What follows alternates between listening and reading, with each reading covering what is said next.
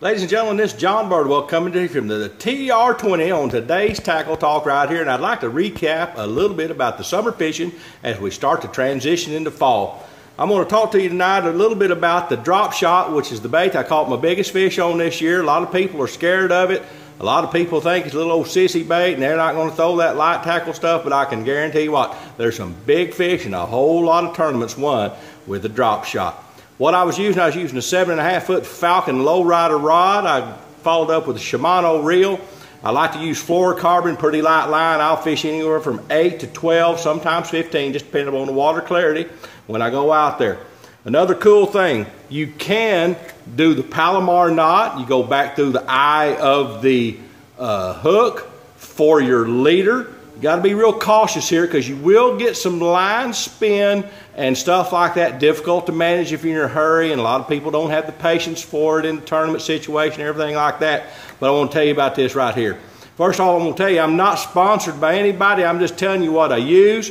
I am getting Central ready for the Bass Pro Shops open tournament on Table Rock here in October. Pretty excited about that. It's going to be a great opportunity for me. I'm hoping to have good. Been fishing a whole lot here lately, trying to keep that feel up for that tournament. But here's another great thing that I use when I'm in a hurry and I'm cautious about the line twist.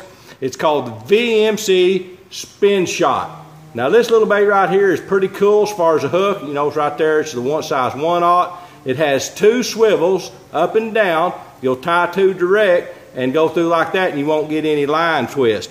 Let me show you. Another thing I want to tell you, my biggest fish of the year came off this bait. It was at Table Rock, and here's what it came off of. It doesn't look like a lot, but it does have a lot of action. It's the Berkley Minnow. A lot of people won't tell you about this, but they're throwing it. I guarantee you they're throwing it. But here's the way you do it.